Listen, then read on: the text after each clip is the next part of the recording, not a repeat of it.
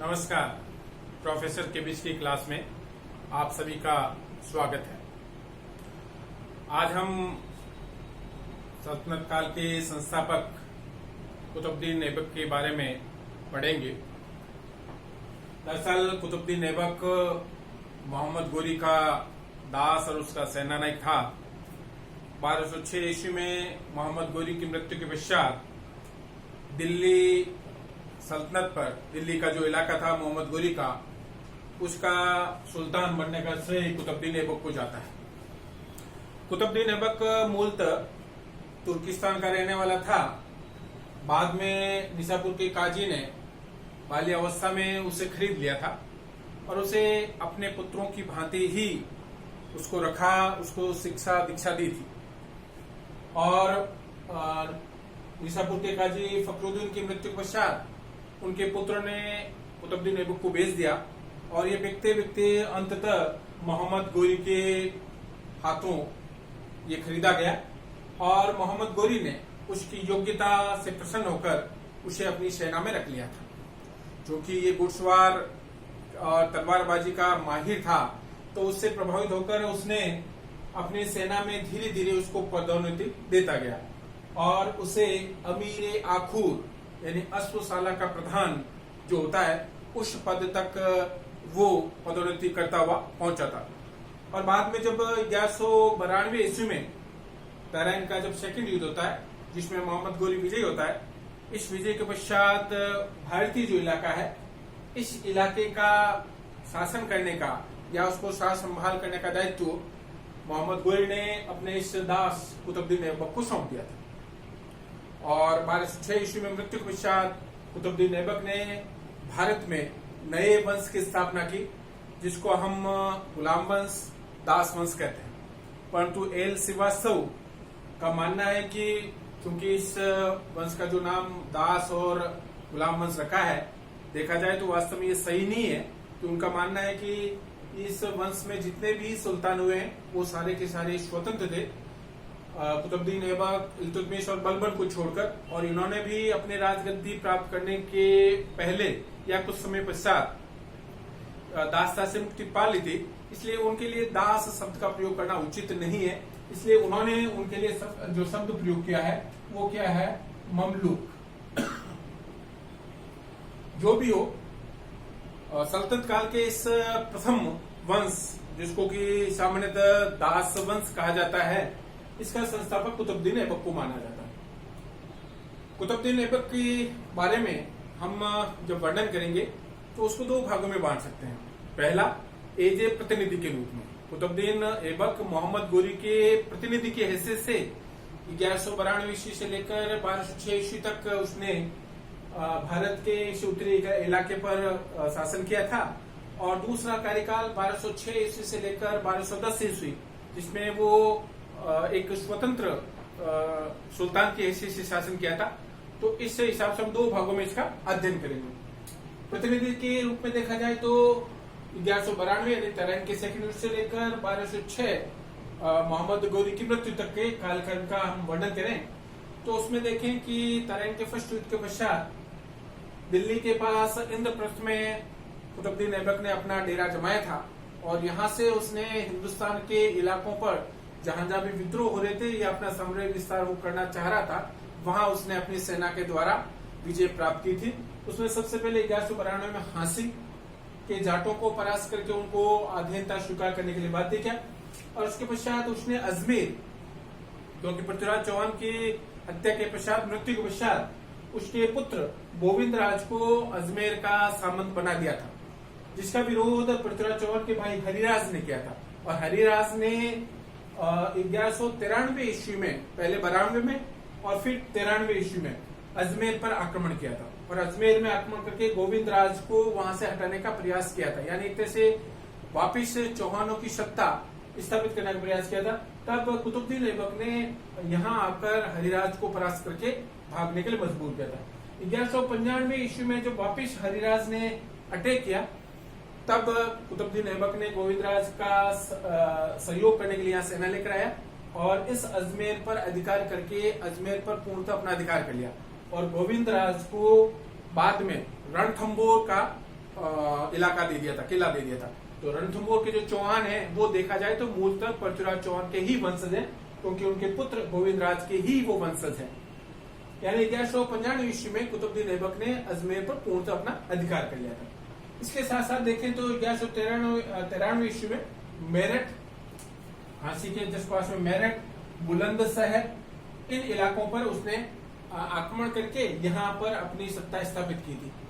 1194 ईस्वी में कन्नौज का शासक जयचंद इसको पराजित करने के लिए मोहम्मद गौरी सेना लेकर आया था।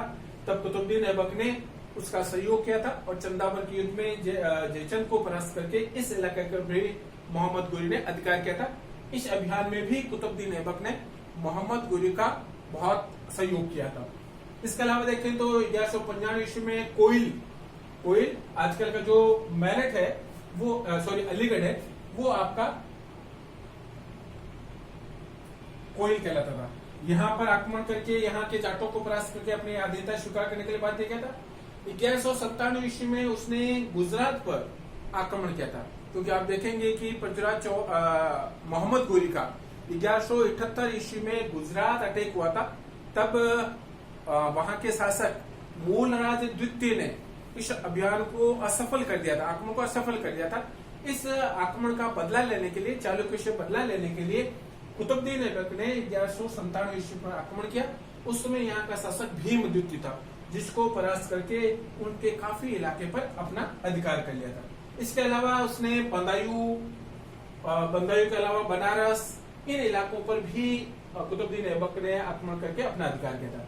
इसके साथ साथ उनके पास में लगने वाले चंदेल शासक परमर्दी देव, इस पर भी आक्रमण किया। आक्रमण करके यहाँ के जो इलाके हैं महोबा, कालिंजर, खजराहो, जो कि अपने टेम्पल के लिए जाना जाता है, कादरिया महादेव मंदिर, इन इलाकों पर जो कि चंदेलों के अधिकार क्षेत्र में था, इन पर भी आक्रमण करके कुतुबुद्दीन ऐबक ने इन इलाकों पर भी अधिकार कर लिया। 1202 ईस्वी में कुतुबुद्दीन ऐबक के ही एक सेनापति इख्तियारुद्दीन मोहम्मद बिन बख्तियार खिलजी ने अपनी सेना लेकर बिहार पर आक्रमण किया था और बिहार के इलाकों को उसने जीत लिया था। इस विजय के दौरान उसने यहाँ स्थित 3 महत्वपूर्ण विश्वविद्यालयों, उदंतपुर, विक्रमशिला और नालंदा, इन विश्वविद्यालयों को उसने तहस नहस कर दिया था। यानी यहाँ जो पुस्तकालय थे उन पुस्तकों को उन्होंने आग के हवाले कर दिया। यहाँ तोड़फोड़ करके इन सारे विश्वविद्यालयों को पूर्णतः समाप्त कर दिया था। इसके पश्चात उसने अपना अगला आक्रमण बंगाल की तरफ किया और बंगाल का उसमें शासक सेन वंश का लक्ष्मण सेन था, जो वृद्धावस्था में था और एक तरह से देखा जाए तो शासन की तरफ वो ज्यादा ध्यान नहीं दे रहा था। बख्तियारुद्दीन खिलजी अपनी सेना लेकर कैपिटल नंदिया पहुंचा था और जब कहते हैं कि उसकी मुख्य सेना तो पीछे रह गई थी, नाममात्र सैनिकों के साथ जब वो राजधानी में प्रवेश किया था तो यहाँ का शासक लक्ष्मण सेन बिना कोई जानकारी प्राप्त किए भाग गया और छोटी सी सेना के माध्यम से ही बख्तियार खिलजी ने नंदिया पर आक्रमण अधिकार करके अपना इलाका स्थापित कर लिया। यानी धीरे धीरे उसने बंगाल पर अपना अधिकार कर लिया और लक्ष्मण सेन यहाँ से भागकर पूर्वी इलाके में स्थित दूसरी कैपिटल लखनौती में जाकर उसने अपने आप को सुरक्षित कर लिया और बंगाल पर भी एक तरह से बख्तियार खिलजी का अधिकार हो गया।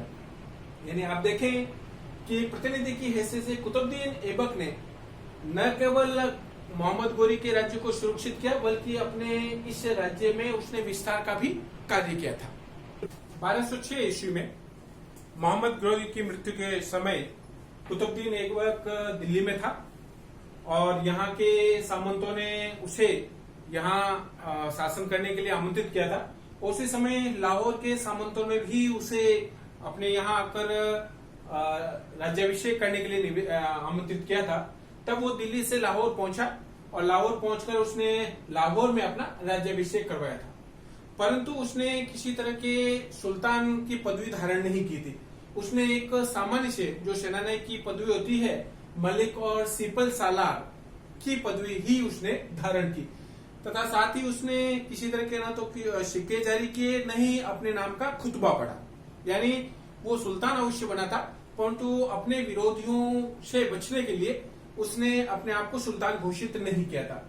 उसी समय आप देखेंगे तो हिंदुस्तान में यानी लाहौर दिल्ली में तो कुतुबुद्दीन ऐबक ने अधिकार कर लिया था, परंतु उसके समकालीन जो अन्य कुतुबुद्दीन मोहम्मद गोरी के जो सेनानायक थे, जिसमें ताजुद्दीन यल्दौज जिसने कि गजनी पर अपना अधिकार कर लिया था, और दूसरा नासरुद्दीन कुबाचा, उसने मुल्तान और उच्च के इलाके पर अपना अधिकार कर लिया था। यानी एक तरह से देखा जाए तो मोहम्मद गोरी का जो साम्राज्य था वो 4 भागों में विभक्त हो गया था। गौर में उसका भतीजा गयासुद्दीन, गजनी में ताजुद्दीन यल्दौज, मुल्तान उच्च में नासरुद्दीन कुबाचा और लाहौर दिल्ली में कुतुबुद्दीन ऐबक अपना शासन स्थापित कर लिया था। कुतुबुद्दीन ऐबक ने अपने सूझबूझ के द्वारा इन सब के साथ वैवाहिक संबंध स्थापित करके अपने साम्राज्य को सुरक्षित करने का प्रयास किया। उसने गजनी के उस समय के सुल्तान ताजुद्दीन यल्दौज की पुत्री के साथ विवाह किया, क्योंकि 1208 ईस्वी में जब उसने नासरुद्दीन कुबाचा पर लाहौर पर आक्रमण किया तो कुतुबुद्दीन ऐबक ने उस पर आक्रमण करके उसको परास्त कर दिया था, परंतु उसके साथ वो दुश्मनी नहीं रखना चाहता था। यदि उसने गजनी पर अधिकार कर लिया था, परंतु कुछ समय पश्चात गजनी उसको छोड़ना पड़ा था।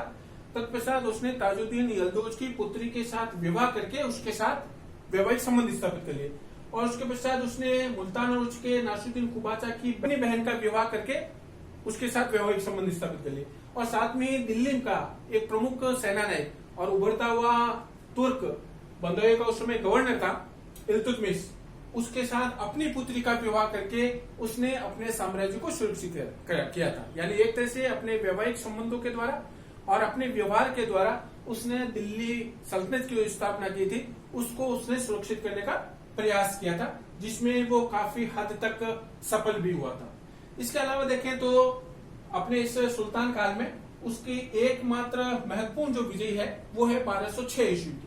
आप देखें कि बंगाल में खिलजियों ने अधिकार कर लिया था, यद्यपि ये कुतुबुद्दीन ऐबक के अधीन ही थे, परंतु इस समय उनके मध्य गृह युद्ध की स्थिति उत्पन्न हो गई थी, क्योंकि बंगाल का उस समय जो सामंत था अली मर्दान, उसको हटाकर मोहम्मद शेरा ने वहां अपनी स्वतंत्र सत्ता स्थापित कर ली।